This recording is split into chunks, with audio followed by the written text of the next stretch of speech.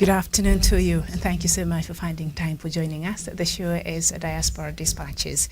My name is Miriam Muguto. It is on a Monday, meaning we have so much news to catch up with, things that happened over the weekend across the continent of Africa. Good morning, good evening, depending on where you tuned in and watching us from this afternoon from Nairobi, Kenya. It's about 4 minutes past 3 p.m. here.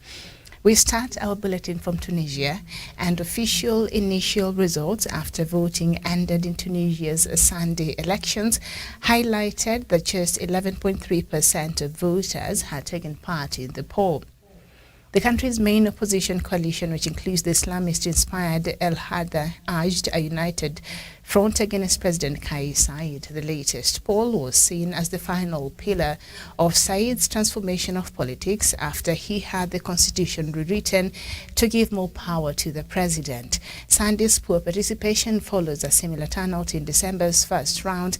According to the Electoral Board's initial figures, just 5% of those who voted were aged under 26, and more than two-thirds were men. Analysts had predicted a low second-round turnout as major parties, including Said's arch-rivals El Hadda, urged another boycott. We head over to Burkina Faso with anti-France feelings running high in many of its former colonies in West Africa.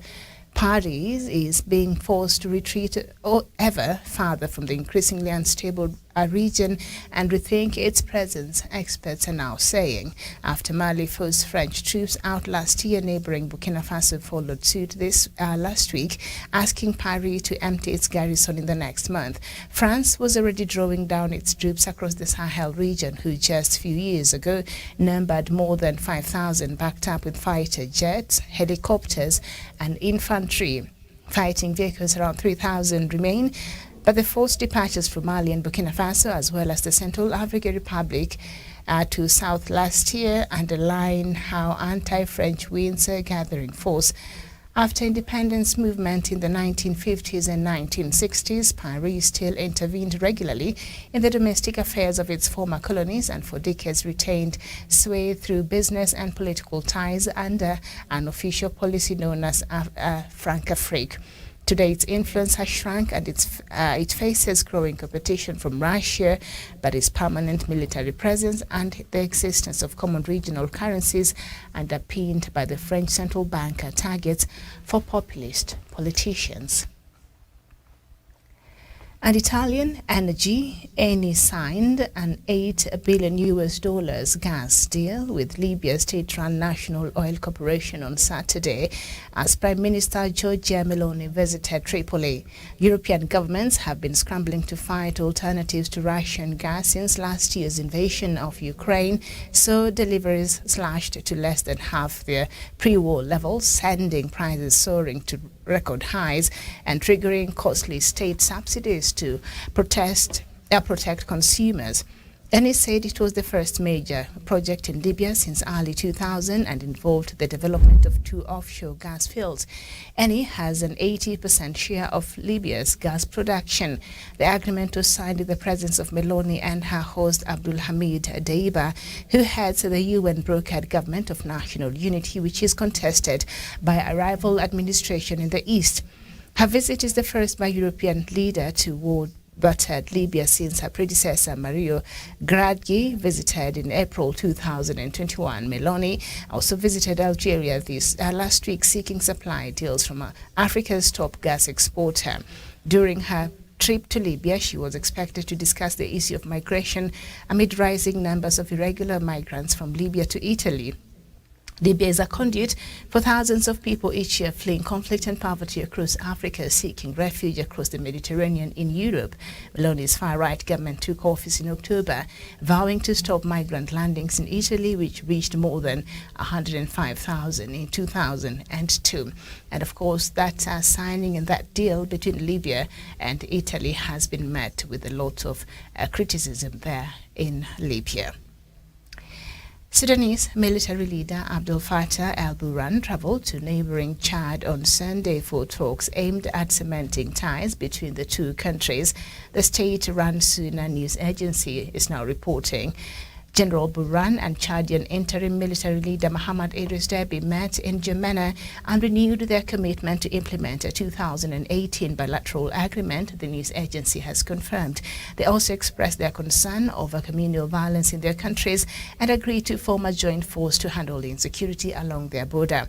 General Burhan and Mr. Deby also agreed to take the necessary steps to tackle irregular immigration and weapons smuggling.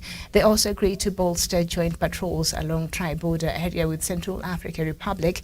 The border region has been the focus of intense maneuvering in recent weeks, involving forces loyal to Sudanese deputy military leader Mohamed Hamdan Dagalo, Central African Republic and Chadian rebels, as well as the Russian Wagner mercenary group.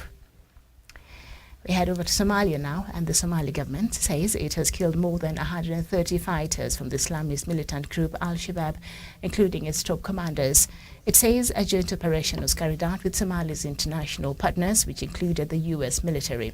The group has recently lost some territory as the result of an operation led by pro-government forces. It is impossible to independently verify the details of this attack, but the Somali government has described the sounds like a significant setback for all Al-Shabaab. An information minister said 136 jihadist fighters had been killed in a joint operation with other Somali partners, and just 3 days ago the U.S. and its special forces had killed a senior militant leader during a raid in the north of the country several years ago. Bilal al-Sudani split away from the Al-Qaeda-linked Al-Shabaab and played a key role trying to boost the presence of the Islamic State group in other parts of the continent, including Mozambique and the Eastern Democratic Republic of Congo. And still staying with Mata Islamists, but this time in the DRC, a wave of attacks on villages in the eastern DRC attributed to the Islamic State-affiliated ADF rebels killed at least 15 people on Sunday. Local officials there have confirmed. These latest killings come a week after a similar attack that left more than 20 people dead. A humanitarian source confirmed seven fatalities in Manyala and at least 8 in Ofei. ADF rebels are said to have attacked Bandi Besse village but ran into resistance from soldiers who intervened, and so there were no civilian deaths after the raids of 3 villages in the Ituri province bordering Rwanda. ADF fighters were also blamed for last week's raids in the neighboring province of North Kivu, which claimed at least 23 lives, while in the same province at least 14 other people were killed in a bomb blast at a Pentecostal church. Islamic State portrays the ADF, which has its roots in Rwanda and its Central Africa incarnation, in an attempt to stem the violence.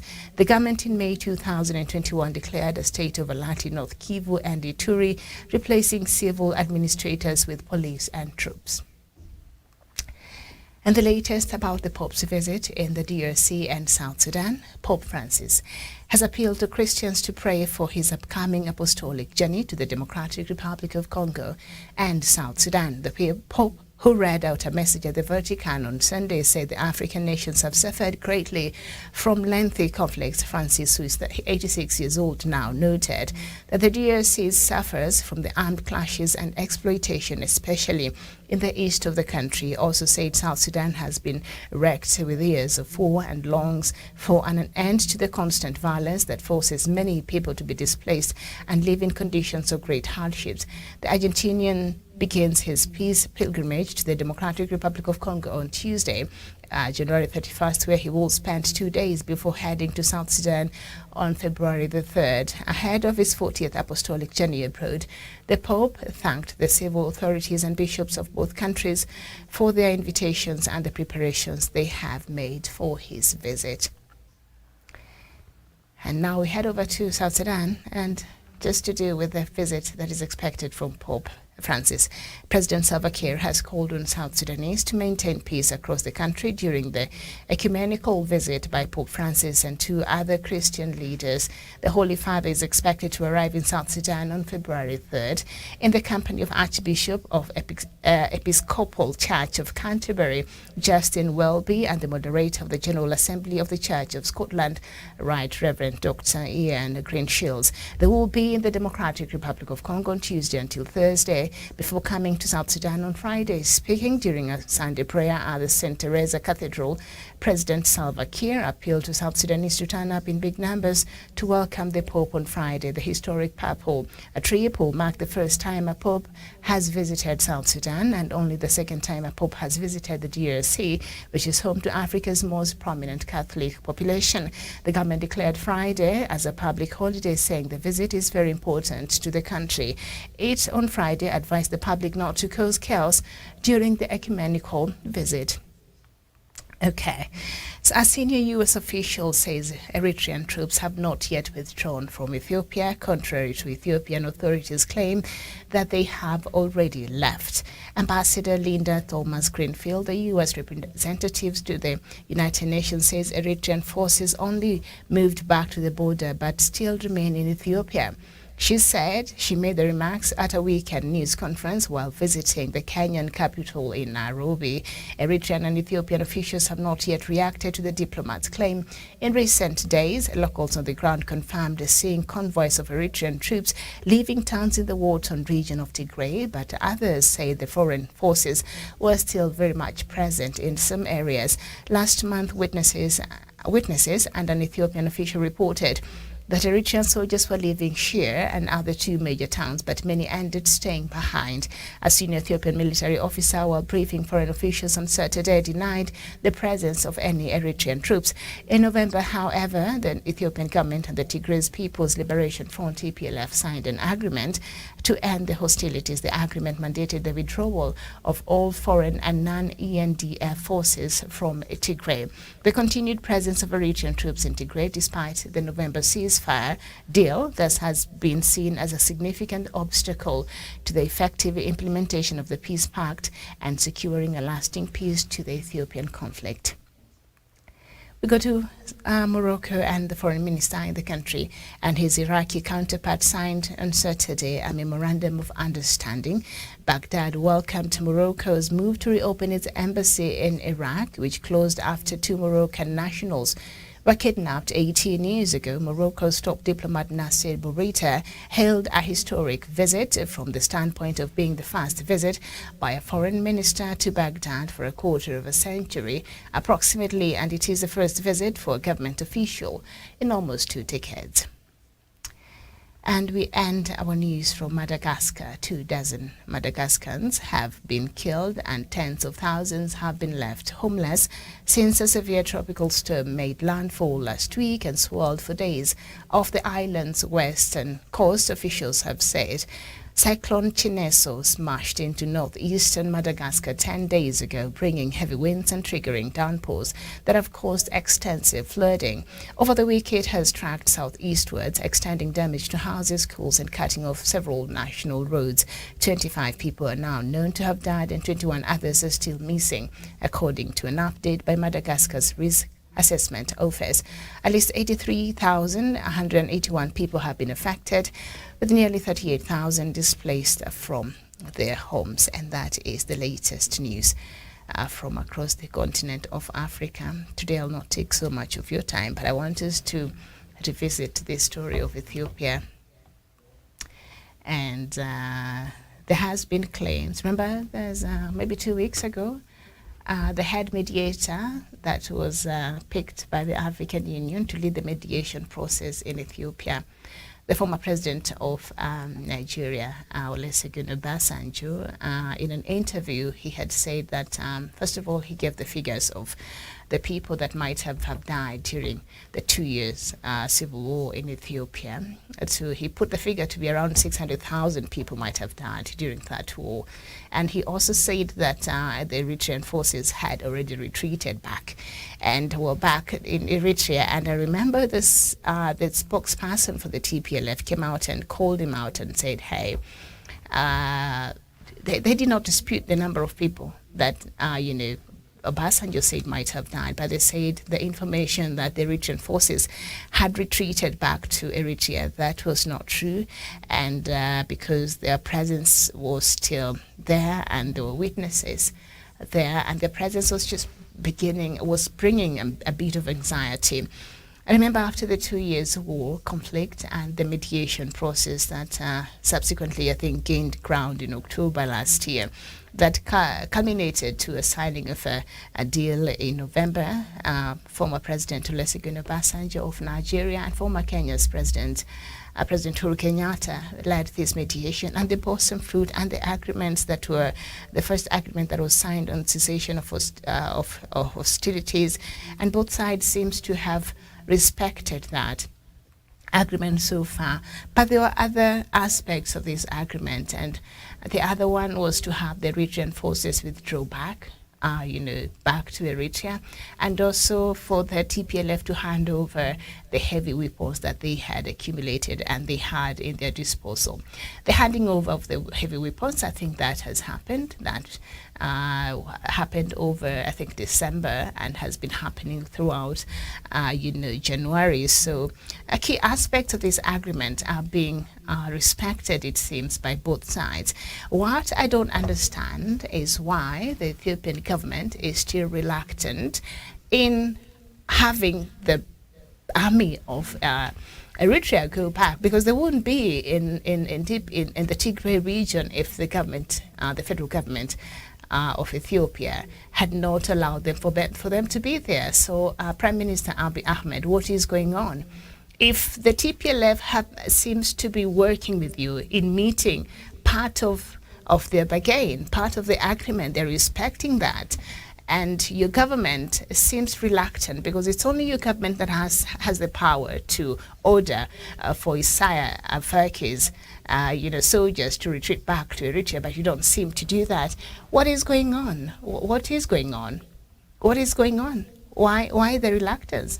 African Union, why are we still having the Eritrean forces in Ethiopia? Because Eritrea is part of African Union, right? So I think African Union, since you were the ones who, this peace process that was being led by Olusegun Obasanjo and former President of Kenya, President Uhuru Kenyatta, and that was the agreement on behalf of the African Union. That is what was brokered. Why are you not raising questions as to why, one, the Ethiopian government is not respecting that part of that aspect of this agreement that was signed? Why is Eritrea not being called out, of still reprimanded, of still having its army in Ethiopia? What is the procedure? What is going on? Can somebody tell us what is really going on? Prime Minister Abiy, why are you reluctant to have these soldiers go back to Eritrea? What is the anxiety about? What is your worry about? Have they not returned all of the heavy weapons that you wanted for them to return? Have your soldiers now not working with the TPLF soldiers in trying to rebuild that area? Have you not started restoring some of the basic services that had been cut off from that area for the last 2 years? So it is going well, but the presence of these Eritrean soldiers is really raising a lot of anxiety and a lot of questions. And I think a lot of people wondering why are they still there? Why do we have the Eritrean forces still in Ethiopia? Why do you find the need to still have them there? And Olusegun Obasanjo, of course, had said they'd left, and the time he was having that interview, and the spokesperson of the TPLF respectfully, disagreed with him. And so this is a senior U.S. official who was in Nairobi over the weekend and said, hey, actually, the Eritrean forces have not gone back. They're still there. They're still there. So what I don't understand, and even in the U.S. part, I think in the morning while we were looking at the topics that we were discussing, and they're just things to do with Africa, and of course we talked about the issue of ICC and the way it set up shop in Sudan, and for it to start, investigating the case in Sudan. The former President Omar al-Bashir has a warrant of arrest over him. It has been issued twice by the ICC. And so he presented a report at the United Nations Security Council last week, and one of the key things that he lamented about was the non-cooperation by Sudan officials, which I'm really not surprised. Did he really think they will cooperate? I mean, they can't, because cooperating with the ICC would mean they also go to the ICC, so they will not cooperate with the ICC. But the question that I think was raised during this conversation was, as much as we are pushing for Omar al-Bashir to be tried over the interstate civil war that happened, and under his watch as the president, a lot of people were killed. Of course, the other side was also fighting, but being the president at that time, a lot of people lost their lives, and so somebody has to be accountable. So is there a possibility that we will see the same level? Because the war seems to be, of course, it has different inclinations, but this was also a civil war. This was a war, and Ethiopia was fighting within itself and with itself. And so somebody, the same way we are holding Bashir accountable, somebody needs to be held accountable in Ethiopia. Somebody needs to be held accountable in Ethiopia. So the impunity in which certain actors are acting, and when you hear these figures of the people who has died, Olusegun Obasanjo said it's about almost, he placed the figures, to 600,000 people might have died. And another human rights group in Ethiopia said the figures are placed between 100,000 people to between 1 million.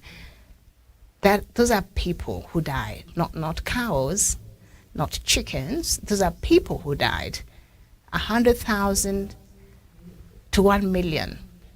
So maybe Olusegun Obasanjo, the former president of Nigeria, could have been right, but also there are possibilities, the figures that he quoted were underquoted. So there is a possibility that up to 1 million people died in this war. Can you imagine that? So this is something that is of very high magnitude and has to be looked at, and the international community must call to order the same way they call to order and accountability in other countries. This is something that I expect for them to push with a vigor. I expect for them to call for accountability. I want to see sanctions. I want to see some key people being sanctioned.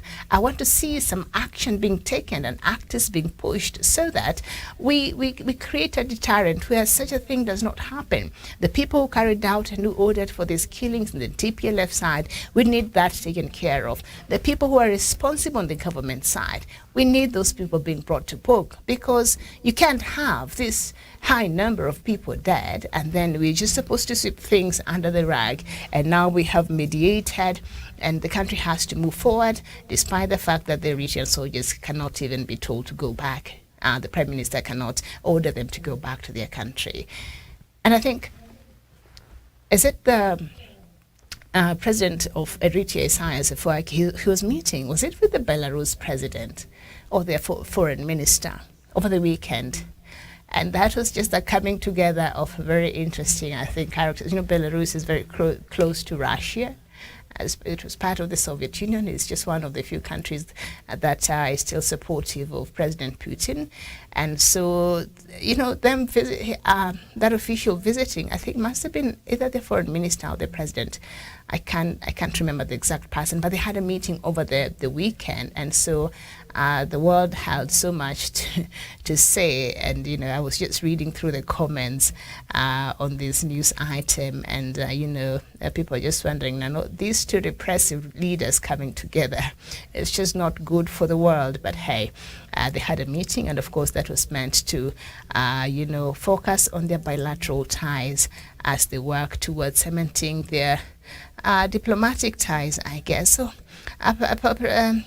Pope Francis is heading over to the DRC and South Sudan. He'll start his visit to the DRC starting tomorrow up to Thursday, and then on Friday he will go to South Sudan. And so yesterday President Salva Kiir went to church, and then he was urging the people of South Sudan to make sure that they don't cause any chaos during the ecumenical visit. So he's urging the people of South Sudan to behave. Basically, don't cause chaos. Yeah. Well, I don't know.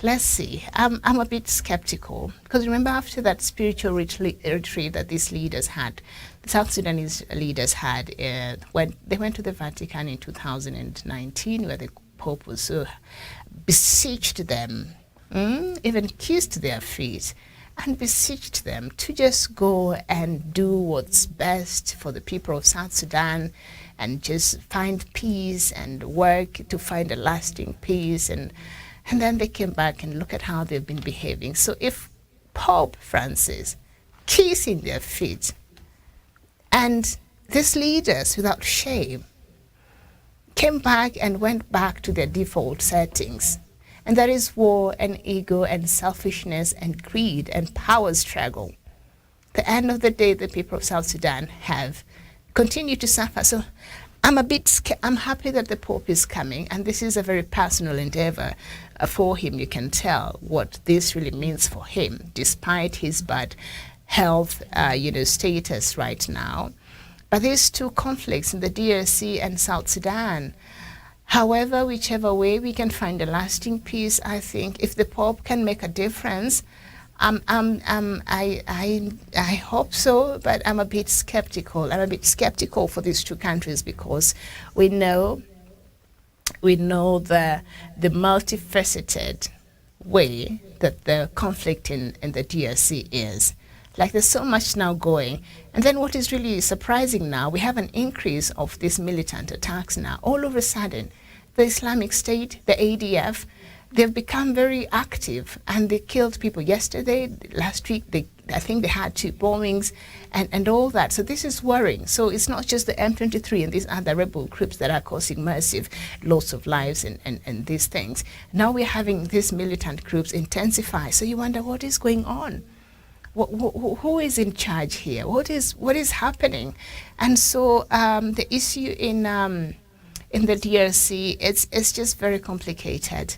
It's very complicated, and so because there, maybe Paul Kagame should come to DRC, or I don't know, the Pope should also pass over Rwanda on this. I don't know, but we need him to maybe talk to these two leaders. I don't know if President Paul Kagame will be interested, but I'm just saying because his name has featured largely in this conflict. Of course, he has denied some of these claims, but recently he's been speaking his mind and telling it like he feels what the problem is in this conflict. But we need a very comprehensive approach. That is what I'm saying. We need a very comprehensive approach. The Pope's visit, it's fine. He will beseech the leadership of the DRC to find peace, but this is not just an internal peace. It's not just an interstate civil war in the DRC. We have other external factors. So who will speak to these external factors and these other interests that have worked to fuel the war? And the Pope said it rightfully, I think yesterday when he was praying and beseeching the world to help him pray, even as he prepares to take this trip. And he said there are a couple of things that are fueling this war in DRC. And he said the country is suffering from armed clashes and exploitation. Pope, while you do that, could you just point on to these Western powers? Who are the key exploiters and who are fueling this war? I'm glad that you know that, even as we pray, but also these people needs to be called to order. These countries, these powerful individuals needs to be called into order, because unless really we are able to comprehensively address all of these different factors that have acted to fuel this war, then we will just be doing a merry-go-round. We'll just be we look like we're heading somewhere, but we're just moving around. We're just moving around, and progress is not being made. And so the people still continue to suffer. So I'm glad he's coming, but I'm optimistically cautious. Yeah. I'm optimistic, but very cautiously, because there are a lot that has to go into this. The South Sudanese war is all very complicated. Much of it, a bit of ethnical tensions and just politicians who are just out of order. So it's not as complicated. It's not. At least they don't have the external factors so much. Like another country is really invested in all that. But, there's still some underpinned part of that. But it's not such pronounced as it is in the DRC. So they're different. They all have different things that needs to be addressed. So the South Sudanese one, I think it's, if the leaders really meant well for the country, it's easier to solve that problem. And then they stop preaching hate and they try to unite their people. It's easier solving the South Sudanese conflict. But that one of the DRC, that one will take so much than just trying to kiss anybody's feet there. Plus, Pope has bad knees now. I don't think he'll be kissing anyone's feet. And even the fact that he kissed their feet and they didn't even make any changes, they should be ashamed of themselves, those leaders there in South Sudan. So now they're excited, and President Salva Kiir is just trying to tell his people to behave. Now, there's a story here about Italy signing a gas deal with Libya. And this company from Italy called Eni, has an 80% share of Libya's gas production. 80%. So basically, Libya has auctioned. Libya's gas has been auctioned to Italy. 80%. How do you have a foreign country own 80%? It's like a stupid deal. Those American companies entered with Equatorial Guinea, and they were giving the country, after they've done all that, they were giving the country only 12% of the profit. And President Nguema, he's just stupid. He accepted it. And so, because the money is just circulating within the upper echelon, and that is his family and a few of his friends, they're benefiting from that, while the rest of the country is just languishing in poverty. Well, the country is so wealthy, you will be shocked.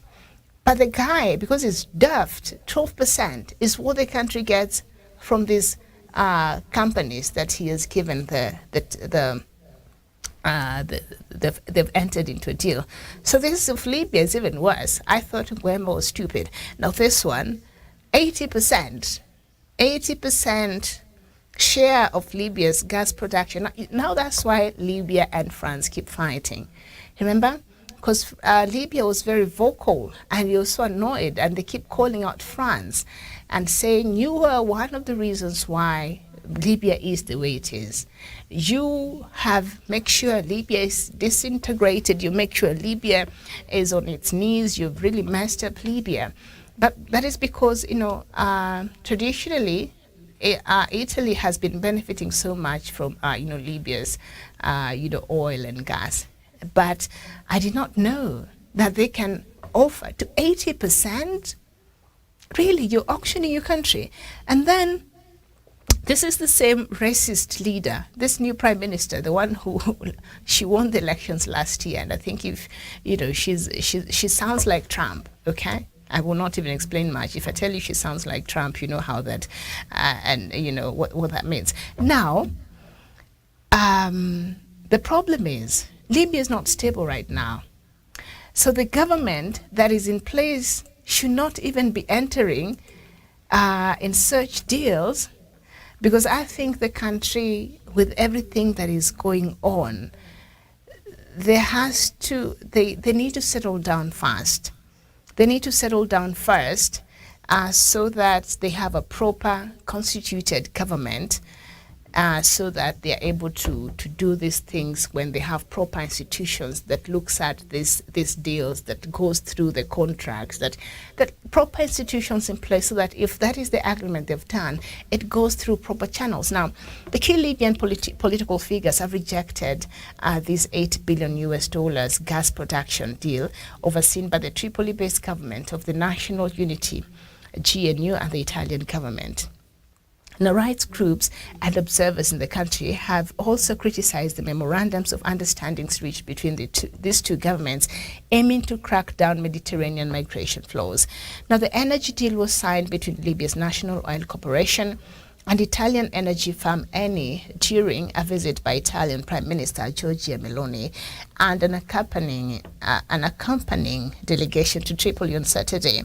While the memorandums were signed between the two countries' foreign ministers, the GNU's outspoken oil and gas minister Mohamed Aoun spoke to Alouat's WTV shortly after the gas deal was signed, calling it illegal and saying it lacks equality between Libyan and Italian sides. Even a blind man, Stevie Wonder can read and see. this deal is not good for Libya. I'm just saying. And then many years down the line, this will not even be many years down the line. A few years down the line, it will be like, now Italy has taken over our country, and now this is colonization, and now we have this foreign, people coming to interfere with their sovereignty, while you've given them 80%. I can't even wrap my mind around it. 80%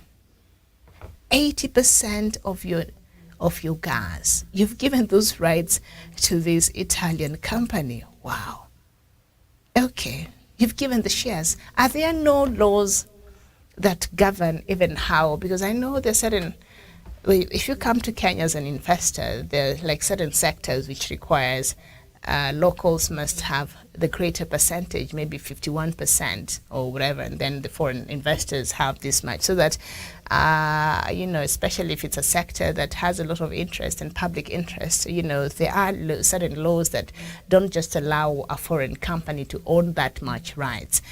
80%, you've just auctioned your country, and that is the main revenue where Libya gets its revenue. But you've given it now to Italy. So now when you hear Italy and France fighting, that's why normally they fight a lot, because of Libya.